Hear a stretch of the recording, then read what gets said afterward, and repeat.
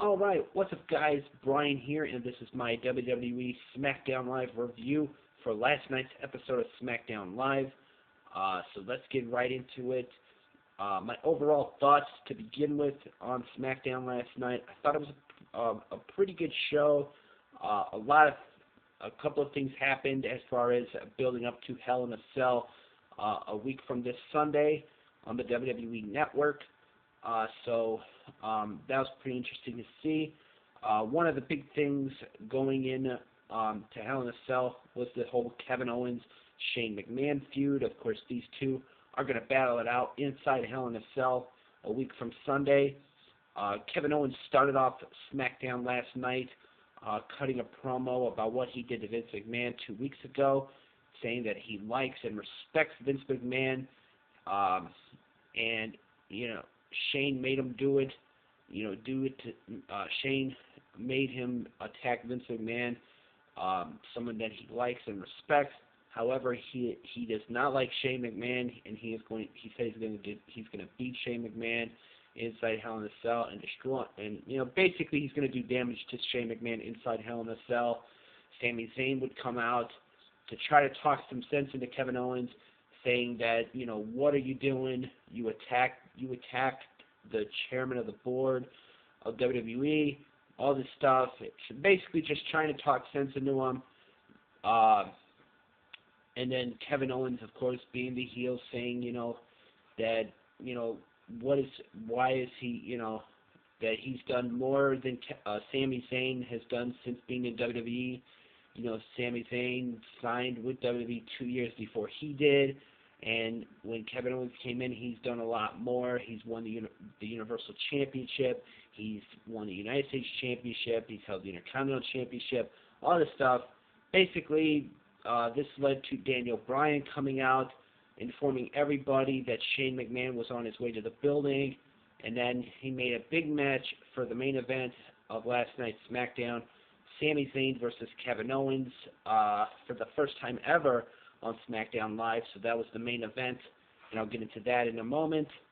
My thoughts on the Kevin Owens Shane McMahon feud. I think that it's, I like the way that they've been building it up, involving, Vince McMahon into it, Shane looking to get revenge on Kevin Owens, and, Kevin Owens being the heel that he is, saying that he's going to destroy Shane McMahon, he's going to hurt Shane McMahon and stuff like that. So I really like this feud. We had the opening match was Baron Corbin versus Ty Dillinger. Both of these guys, I have been going for that United States Championship, currently held by AJ Styles. AJ made his way to the ring to be on commentary. This was an okay match, in my opinion, that saw Baron Corbin win via countout after he tossed Ty Dillinger into AJ Styles after Corbin threw water at Styles. Styles got off the commentary, took his headset off. Looked like he was going to go after Corbin, but then Dillinger would wind up outside the ring as well. That's when Corbin threw Dillinger into Styles, and then Corbin got back in the ring, and Dillinger was counted out.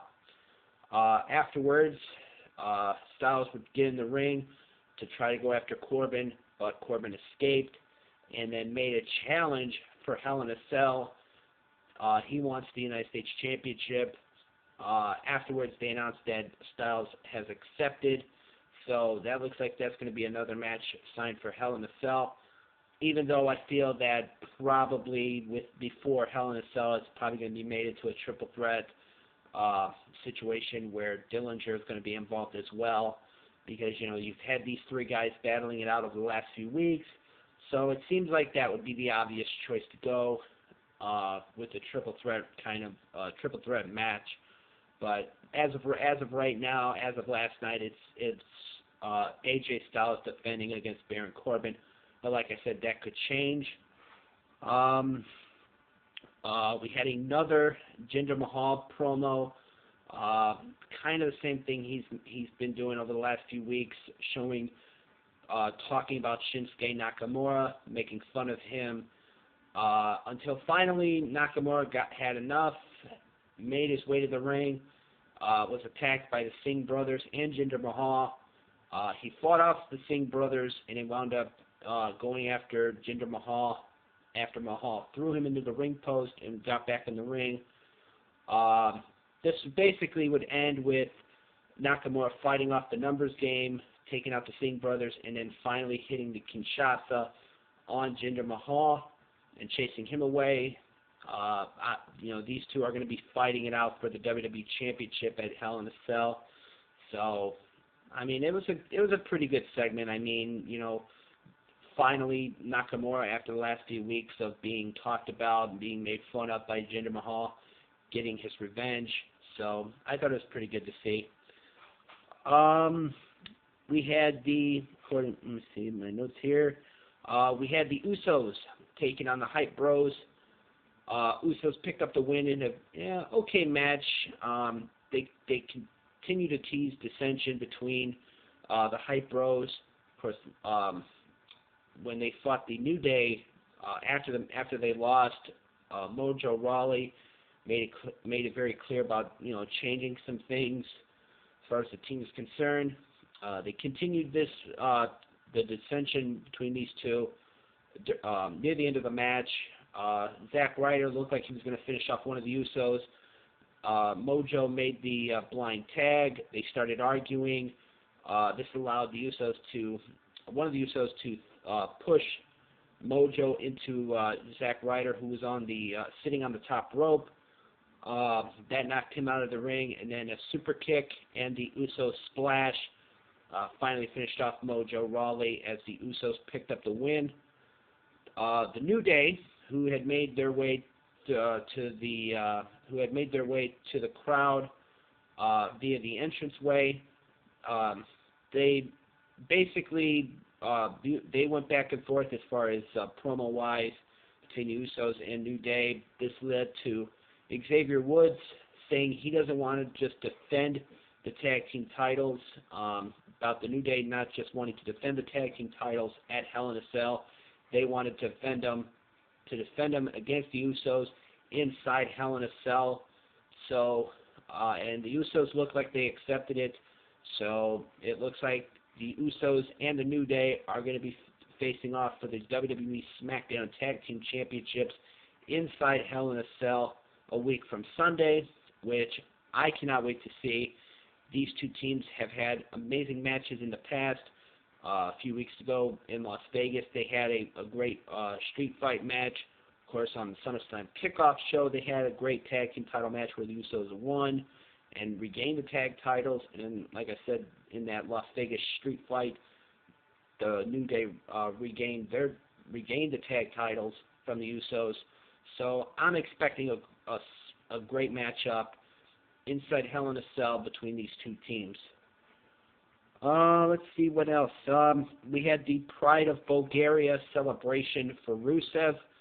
Aiden English was the Master of Ceremonies. Pretty much this was pretty much a segment about Rusev scoring the win last week over Randy Orton in 9 seconds. Of course, Randy Orton would not let this go on much longer. This basically ended with Randy Orton hitting an RKO out of nowhere on Aiden English while he was singing about Rusev, and then laying out Rusev with an RKO as well. They had this, like I said, this was a pretty good segment. They had the mayor of Rusev's hometown giving him the key to the city, all this stuff. They had a podium thing for Rusev to stand on while Aiden English, when Rusev was coming out, sang the Bulgaria national anthem, all this stuff. And then, of course, Randy Orton, being the Viper that he is, RKO out of nowhere on Aiden English, and as well as on Rusev as well. So obviously there's going to be some kind of match between Rusev and Randy Orton happening at Hell in a Cell. So, like I said, it was a pretty interesting segment to see. We had Charlotte who has a big opportunity coming up at Hell in a Cell when she challenges for the SmackDown Women's Championship. She took on Miss Money in the Bank, Carmela, who of course had James Ellsworth on a leash. Pretty funny stuff as far as those two are concerned, seeing Carmela, dragging James Ellsworth on a leash and stuff like that. This was a pretty good match. Nothing to say bad about this one here. Obviously, Charlotte won this one to build momentum going towards her championship opportunity. Afterwards, Natalya would come out. She would make reference that she's glad to hear that Ric Flair is doing a lot better, and she's happy to hear that Ric Flair is going to be able to watch Hell in a Cell and see his daughter, or in her words, his overrated daughter, fail in her attempt to win the SmackDown Women's Championship. And that was pretty much it. I mean, there was nothing really else about this after-match segment. So, that's a big match coming up.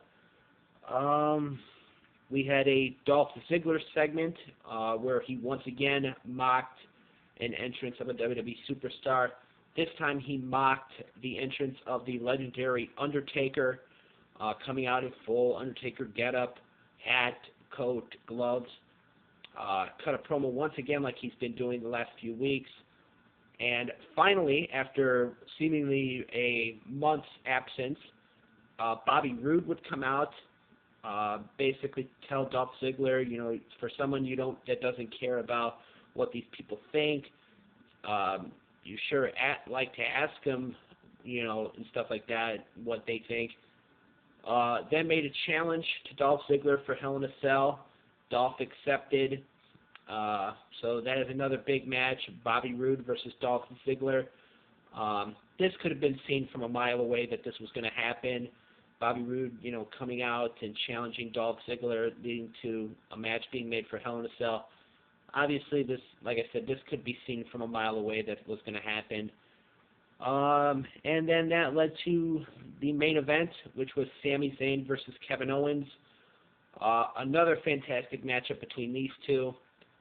Anytime that these two are in the ring, they always put on a great match. This match ended when the referee called off the match to be ended because of Kevin Owens powerbombing Sami Zayn to the ring apron like he's done in the past. Then EMTs would try to get Sami Zayn to the back. Kevin Owens would attack Sami Zayn once again. He would grab a steel chair, put it around Sami's head. Shane McMahon would come out, try to go after Kevin Owens, and Kevin Owens would push Sami Zayn into Shane McMahon, where Shane got hit with the foot of the chair and then would run away. And that was pretty much ended SmackDown with Shane challenging Kevin Owens to come back and Owens refusing. My thoughts, like I said before, my overall thoughts on last night's SmackDown, I thought it was a pretty good show. Hopefully they can continue this the way that they did last night's SmackDown next week as the go-home show before Hell in a Cell. I really like the Owens-Shane McMahon feud. I cannot wait to see what happens at Hell in a Cell and what happens next week involving some of the storylines. So, with that being said, if you guys watched last night's SmackDown, let me know what you guys thought of it in the comments below.